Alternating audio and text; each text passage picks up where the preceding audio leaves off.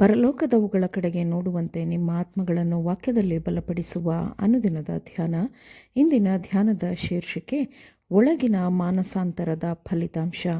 ಈ ದಿನದ ಸತ್ಯವೇದದ ವಾಕ್ಯ: ನೀವು ದೇವರಾತ್ಮನ ಮೂಲಕ ಆಂತರ್ಯದಲ್ಲಿ ವಿಶೇಷ ಬಲ ಹೊಂದಿದವರಾಗುವ ಹಾಗೆಯೂ ಕ್ರಿಸ್ತನು ನಿಮ್ಮ ನಂಬಿಕೆಯ ಮೂಲಕ ನಿಮ್ಮ ಹೃದಯಗಳಲ್ಲಿ ವಾಸಮಾಡುವ ಹಾಗೆಯೂ ಆತನು ತನ್ನ ಮಹಿಮಾತಿಶಯದ ಪ್ರಕಾರ ಅನುಗ್ರಹಿಸಲಿ. ಎಫೆಸದವರಿಗೆ 3ನೇ ಅಧ್ಯಾಯ 16 ಮತ್ತು 17ನೇ ವಚನಗಳು.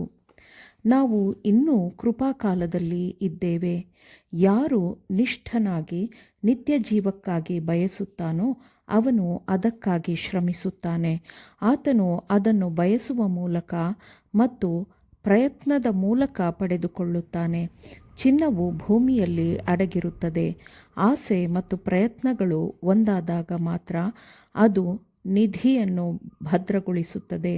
ಸಾಯಲು ಸಿದ್ಧನಾಗಿರುವ ಆತ್ಮದಲ್ಲಿ ನಾವು ಆಸಕ್ತಿಯನ್ನು ಹುಟ್ಟುಹಾಕಿದ್ದರೆ ನಾವು ನಮ್ಮ ಸ್ವಂತ ಆತ್ಮದಲ್ಲಿ ಆಸಕ್ತಿಯನ್ನು ಎಬ್ಬಿಸಿದ್ದೇವೆ ಎಂದು ಅರ್ಥ. ನಮ್ಮನ್ನು ತನ್ನ ಪರಲೋಕದ ಕುಟುಂಬದಲ್ಲಿ ಇರಿಸಿಕೊಳ್ಳಲು ಕರ್ತನು ಬಯಸುತ್ತಾನೆ ಎಂಬುದನ್ನು ತಿಳಿದುಕೊಳ್ಳುವುದು ಎಷ್ಟು ಸಮಾಧಾನದಾಯಕವಾಗಿದೆ ಅಲ್ಲವೇ? ದೇವರು ಲೋಕದ ಮೇಲೆ ಎಷ್ಟೋ ಪ್ರೀತಿಯನ್ನಿಟ್ಟು ತನ್ನ ಒಬ್ಬನೇ ಮಗನನ್ನು ಕೊಟ್ಟನು. ಆತನನ್ನು ನಂಬುವ ಒಬ್ಬನಾದರೂ ನಾಶವಾಗದೆ ಎಲ್ಲರೂ ನಿತ್ಯ ಜೀವವನ್ನು ಪಡೆಯಬೇಕೆಂದು ಆತನನ್ನು ಕೊಟ್ಟನು. ನಾವು ನಂಬಿಕೆಯನ್ನು ಪಾಲಿಸಬೇಕು ಮತ್ತು ಅಭ್ಯಾಸಿಸಬೇಕು. ನಮ್ಮ ನಂಬಿಕೆ ಕೆಲಸ ಮಾಡಬೇಕು. ಪ್ರೀತಿಯಿಂದ ಕೆಲಸ ಮಾಡುವ ಮತ್ತು ಆತ್ಮವನ್ನು ಶುದ್ಧೀಕರಿಸುವ ಆ ನಂಬಿಕೆಯನ್ನು ನಾವು ಹೊಂದಿರಬೇಕು. ಹುಳಿಯು ಒಂದು ಪ್ರಮುಖವಾದ ಬಲವನ್ನು ಹೊಂದಿದೆ. ಅದರೊಂದಿಗೆ ಸಂಪರ್ಕಕ್ಕೆ ಬರುವ ಎಲ್ಲವೂ ಅದನ್ನು ಹೀರಿಕೊಳ್ಳುತ್ತದೆ. ಹಾಗೆಯೇ ದೇವರ ಆಜ್ಞೆಗಳು ಸಂಪೂರ್ಣವಾದವುಗಳು. ಅದು ಆತ್ಮವನ್ನು ಮಾನಸಾಂತರಗೊಳಿಸುತ್ತದೆ. ದೇವರ ವಾಕ್ಯವು ತೀಕ್ಷ್ಣವಾಗಿದೆ ಮತ್ತು ಶಕ್ತಿಯುತವಾಗಿದೆ. ಯಾವುದೇ ಇಬ್ಬಾಯಿಗತ್ತಿಗಿಂತಲೂ ಅದು ತೀಕ್ಷ್ಣವಾಗಿದೆ. ಅದನ್ನು ನಾವು ಅಭ್ಯಾಸಿಸುವಾಗ ಅದು ಒಂದು ಬಲವಾಗಿರುತ್ತದೆ. ಸತ್ಯವು ಮಾಡುವ ದೊಡ್ಡ ಬದಲಾವಣೆಯೆಲ್ಲವೂ ಆಂತರ್ಯದಲ್ಲಿ ಆಗುತ್ತದೆ. ಅದು ಹೃದಯದಲ್ಲಿ ಆರಂಭವಾಗುತ್ತದೆ ಮತ್ತು ಹೊರಗೆ ಕೆಲಸ ಮಾಡುತ್ತದೆ. ಹೃದಯದ ಮೂಲಕ ಮನುಷ್ಯನು ನೀತಿಯನ್ನು ನಂಬುತ್ತಾನೆ ಮತ್ತು ರಕ್ಷಣೆಯನ್ನು ಹೊಂದಬೇಕೆಂದು ಬಾಯಿಯಿಂದ ಅರಿಕೆ ಮಾಡುತ್ತಾನೆ. ಧರ್ಮಶಾಸ್ತ್ರದ ಪ್ರಕಾರ ಸಮರ್ಪಣೆಯಾಗುತ್ತಾ ಬರುವ ಯಜ್ಞ ನೈವೇದ್ಯಗಳು, ಸರ್ವಾಂಗ ಹೋಮಗಳು, ದೋಷ ಪರಿಹಾರಕ ಯಜ್ಞಗಳೂ ನಿನಗೆ ಇಷ್ಟವಾಗಿರಲಿಲ್ಲ ಎಂದು ವಾಕ್ಯವು ಹೇಳುತ್ತದೆ. ಕುಗ್ಗಿದ ಮನಸ್ಸೇ ದೇವರಿಗೆ ಇಷ್ಟಯಜ್ಞ. ಫರಿಸಾಯರಂತಹ ಸೋಗಿನ ಆತ್ಮವನ್ನು ದೇವರು ಮೆಚ್ಚುವುದಿಲ್ಲ. ನಾವು ಕ್ರಿಸ್ತನಲ್ಲಿ ಅಡಗುತ್ತೇವೆ ಮತ್ತು ಆತನ ಪ್ರೀತಿಯಲ್ಲಿ ನಂಬಿಕೆ ಇಡುತ್ತೇವೆ. ಆತನು ನಮ್ಮನ್ನು ತನ್ನ ಅನಂತ ಪ್ರೀತಿಯಿಂದ ಪ್ರೀತಿಸುತ್ತಾನೆ ಎಂದು ನಾವು ದಿನದಿಂದ ದಿನಕ್ಕೆ ನಂಬುತ್ತೇವೆ. ಯಾವ ವಿಷಯವೂ ನಿಮ್ಮನ್ನು ನಿರುತ್ಸಾಹಗೊಳಿಸಬಾರದು ಮತ್ತು ನಿಮ್ಮನ್ನು ದುಃಖಕ್ಕೆ ಒಳಪಡಿಸಬಾರದು. ದೇವರ ಒಳ್ಳೆಯತನದ ಸುಂದರತೆಯ ಬಗ್ಗೆ ಯೋಚಿಸಿರಿ.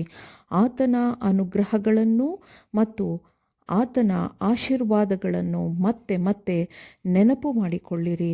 ನಾನು ನಿರಂತರವಾಗಿ ಬರವಣಿಗೆ ಮತ್ತು ಮಾತನಾಡುವ ಮೂಲಕ ಕೆಲಸ ಮಾಡುತ್ತಿದ್ದೇನೆ. ಕರ್ತನು ನನ್ನ ಆತ್ಮೀಯ ಸ್ನೇಹಿತನಾಗಿದ್ದಾನೆ ಮತ್ತು ನೀವಿಬ್ಬರೂ ಅದೇ ರೀತಿ ಸಾಕ್ಷಿ ಹೇಳಬಹುದು. ಕರ್ತನ ಸ್ತುತಿಯು ನಮ್ಮ ಹೃದಯಗಳಲ್ಲಿ, ನಮ್ಮ ಮನಸ್ಸಿನಲ್ಲಿ ಮತ್ತು ನಮ್ಮ ತುಟಿಗಳಲ್ಲಿ ಸದಾಕಾಲವೂ ಇರಲಿ. ಈ ರೀತಿಯಾಗಿ ನಾವು ಸತ್ಯವನ್ನು ಘನಪಡಿಸಬಹುದು. ನಾವು ನಿಜವಾಗಿಯೂ ಪರಲೋಕ ರಾಜನ ಮಕ್ಕಳು ಎಂದು ಪರಿಶುದ್ಧಾತ್ಮನು ನಮ್ಮ ಆತ್ಮದೊಂದಿಗೆ ಸಾಕ್ಷಿ ಹೇಳುತ್ತಾನೆ. ಧೈರ್ಯದಿಂದಿರಿ. ಯೇಸುವು ನಮ್ಮ ವೈಯಕ್ತಿಕ ರಕ್ಷಕನಾಗಿದ್ದಾನೆ ಮತ್ತು ಸ್ನೇಹಿತನಾಗಿದ್ದಾನೆ. ಆತನು ನಮ್ಮನ್ನು ಪ್ರೀತಿಸುತ್ತಾನೆ ಮತ್ತು ನಮ್ಮ ಬಗ್ಗೆ ಕಾಳಜಿ ವಹಿಸುತ್ತಾನೆ. ನಾವು ಅವುಗಳನ್ನೆಲ್ಲ ಅಭ್ಯಾಸಿಸದೆ ಹೋದಾಗ ಜ್ಞಾಪಕ ಶಕ್ತಿಯು ದುರ್ಬಲವಾಗುತ್ತದೆ.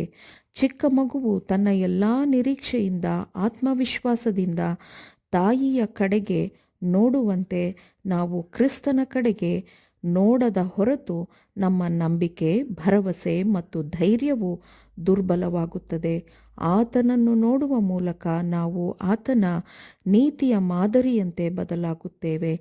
ನಮ್ಮ ಧಾರ್ಮಿಕವಾದ ಅನುಭವದಲ್ಲಿ ಅಪನಂಬಿಕೆಯ ಒಂದೇ ಒಂದು ಆಲೋಚನೆಯ ದಾರವೂ ಹೆಣೆಯಲ್ಪಡಬಾರದು. ದೇವರೇ ನಮ್ಮ ಬಲನೂ ನಮಗೆ ಸಮರ್ಥನೂ ಮತ್ತು ನಮ್ಮ ಶ್ರೇಷ್ಠನಾದ ಬಹುಮಾನವೂ ಆಗಿರುತ್ತಾನೆ. ಆಮೇನ್. ದೇವರ ವಾಕ್ಯಗಳನ್ನು ಶ್ರದ್ಧೆಯಿಂದ ಆಲಿಸುವವರು ಮಾತ್ರವೇ ಆಗಿರದೆ ಪಾಲಿಸುವವರೂ ಆಗಬೇಕೆಂದು ನಿಮ್ಮನ್ನು ಉತ್ತೇಜಿಸುತ್ತೇನೆ. ಪರಿಶುದ್ಧಾತ್ಮನ ಸಹಾಯದಿಂದ ಆಲಿಸಿದ ನಿಮ್ಮೆಲ್ಲರಿಗೂ ಧನ್ಯವಾದಗಳು. ಮತ್ತೆ ದೈನಂದಿನ ಧ್ಯಾನಕ್ಕಾಗಿ ನಾಳೆ ಸಂಧಿಸೋಣ. ಆಮೇನ್.